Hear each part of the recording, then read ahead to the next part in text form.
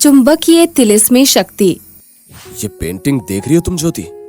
ये तो किसी राजा महाराजा की पेंटिंग लगती है, पर ये पेंटिंग तुमने अपने घर में क्यों लगा रखी है? रोहन, क्या लिखा है नीचे? सम्राटों का किला। क्योंकि ये राजा कोई आम राजा नहीं, ये मेरे पूर्वज थे। सब कहते थे कि उनके पास एक ऐसा कवच था जिससे ये किसी भी चीज को कंट्रोल कर सकते थे, पर शायद किसी दोष के कारण या चोरी, पता नहीं क्या कारण रहा होगा, वो कवच गायब हो गया और ऐसा होते ही इनका साम्राज्य ही खत्म हो गया। धीरे धीरे इनके वंशज बढ़ते गए, फिर दादाजी पैदा हुए, फिर पापा और फिर मैं। मुझे तो पहले ही पता था तुम कोई राजघराने से हो। मैं तुम्हें जब भी देखती थी तो तुम मुझे घोड़े पर आते हुए किसी राजकुमार की तरह लगते थे, और देखो तुम निकले भी तो राजाओं के खानदान से ही।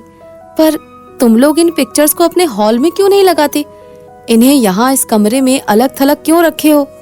क्योंकि इनके इन पिक्चर्स में भी बड़ी शक्ति है। इस फोटो को ध्यान से देखो, इसमें भी मेरे पड़ दादाजी ने हाथ में इस कवच को पहना हुआ है।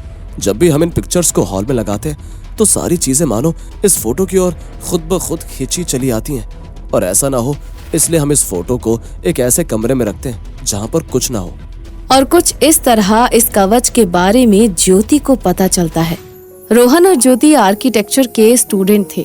रोहन अपने शहर से बाहर दूसरे शहर आर्किटेक्ट की पढ़ाई कर रहा था, जहाँ उसे ज्योति मिली, और कॉलेज की छुट्टियों में वो अपने दोस्तों के साथ ज्योति को भी अपने घर ले आया था। ऊपर हॉल में ये सब महसूस कर ज्योति इस बारे में नीचे आकर सबको बताती है। मैं तो सच कहती हूँ रोहित, तुम मानोगे नहीं मैंने ऊपर क्या देखा। रोहन के पूर्वज राजा महाराजा थे जिनके पास एक जादुई कवच था। इस घर के सेकंड फ्लोर में उनकी बहुत सारी तस्वीरें भी हैं। वो फोटोज, ओ माय गॉड, इतना पावर है उस फोटो में, मैं क्या ही बताऊं। ओ ज्योति, तुम भी ना, ये रोहन तो कुछ भी बड़बड़ाता है और तुम उसकी सारी बातें मान लेती हो। ये सब बस वो तुम्हें इम्प्रेस करने के लिए कर रहा है, समझ रही हो ना तुम? पर रोहन तो खुद इतना हैंडसम है, वो क्यों किसी को इम्प्रेस करना चाहेगा? रोहित, तुम उससे जलना बंद करो, तब तो तुम्हें उसकी अच्छाई दिखाई देगी। रोहन अपने दोस्तों के साथ बैठा हॉल में इन्हीं बातों की चर्चा कर रहा था। तभी रोहित के लैपटॉप में कॉलेज से एक मेल आता है। The monarch fort, our next destination. सुनो गाइस, कॉलेज में एक मेल आया है, हमें मोनार्क फोर्ट जाना है। अब नेक्स्ट प्रोजेक्ट उसी पर बनाकर सबमिट करना है। हमारे प्रोजेक्ट के बेसिस पर ही हमें स्कॉलरशिप भी दी जाएगी। वाओ, फिर तो दिलो जान से इस प्रोजेक्ट पर काम करना होगा। ये फोर्ट तो सम्राटों का किला है। ये तो तुम्हारे पूर्वजों का किला था ना रोहन? हाँ ज्योति, पर ये कैसे हो सकता है? वो तो कई साल पहले ढेर हो गया है। हो सकता है कि ये एक मौका हो तुम्हारे लिए उस शक्ति को पाने का जो सदियों से तुम्हारे वंशजों के पास रही है। कॉलेज के सिलसिले में रोहन के साथ उसके सभी दोस्त उस डेस्टिनेशन पर पहुंच जाते हैं। ये कहाँ आ गए हम? यहाँ तो कोई और स्टूडेंट है ही नहीं। हो सकता है हर 5 बच्चे पर एक स्टॉल अलाउड की गई हो। मुझे तो कुछ गड़बड़ लग रही है।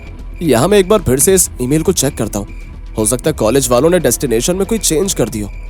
जैसे ही रोहित फिर से अपना ईमेल चेक करता है, वहाँ ऐसा कोई भी मेल नहीं होता। कॉलेज से आया हुआ मेल कहाँ चला गया? ये क्या है? लगता है किसी ने हमारे साथ कोई गंदा मजाक किया है।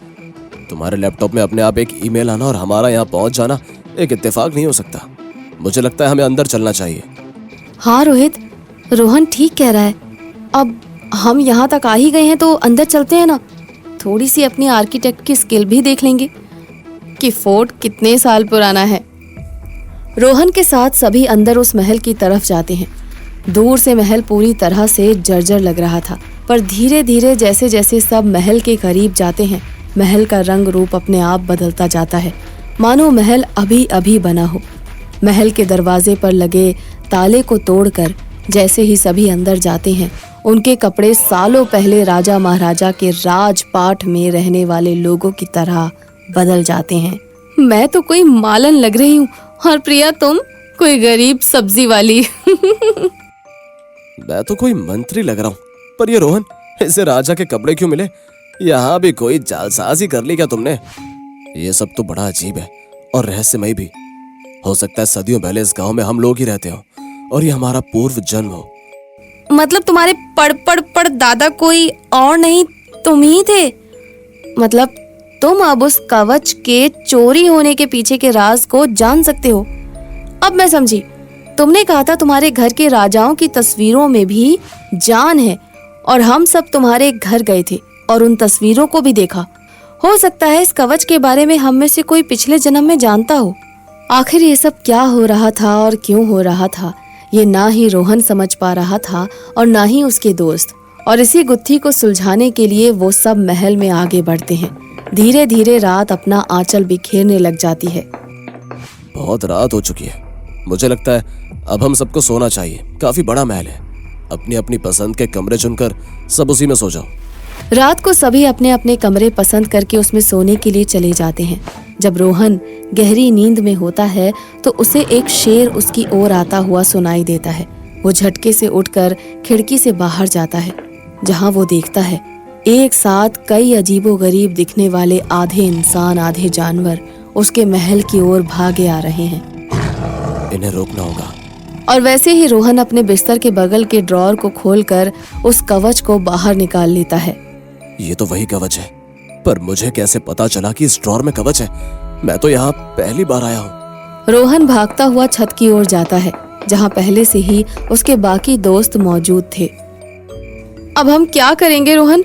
हम तो बहुत बुरे फंस गए हैं, और तुम्हारे हाथ में ये कवच। रोहन जैसे ही उस कवच को आई हुई भीड़ की ओर करता है, सारी भीड़ अपने आप वहीं की वहीं रुक जाती है। अब समझ में आया राजा कैसे अपने आप को दुश्मनों से बचा कर रखते थे।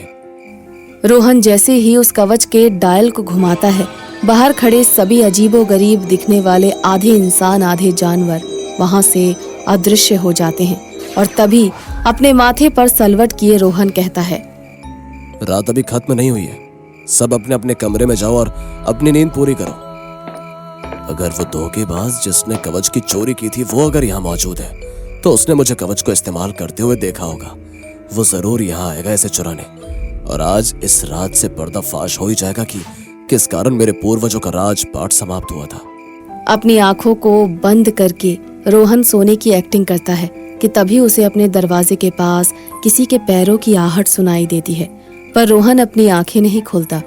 कुछ ही पलों में उसे अपने सिरहाने किसी की मौजूदगी का एहसास होता है। रोहन फट से उसके हाथों को पकड़ लेता है। ज्योति, तो सदियों पहले इस कवच की चोरी तुमने की थी? अब यहाँ कोई कवच भी है, मुझे तो पता ही नहीं था। मैं तो तुमसे मिलने आई थी रोहन, वो अकेले मुझे बहुत डर लग रहा था। रोहन वैसे ही ड्रॉर खोलता है और वहाँ कवच होता ही नहीं है। वो चोर महल से भाग रहा होगा। जल्दी चलो ज्योति, जल्दी चलो, हमें इस बार उस कवच को बचाना ही होगा। रोहन जैसे ही भागता हुआ नीचे आता है, वो वहाँ रोहित को कवच पहने हुए देख लेता है।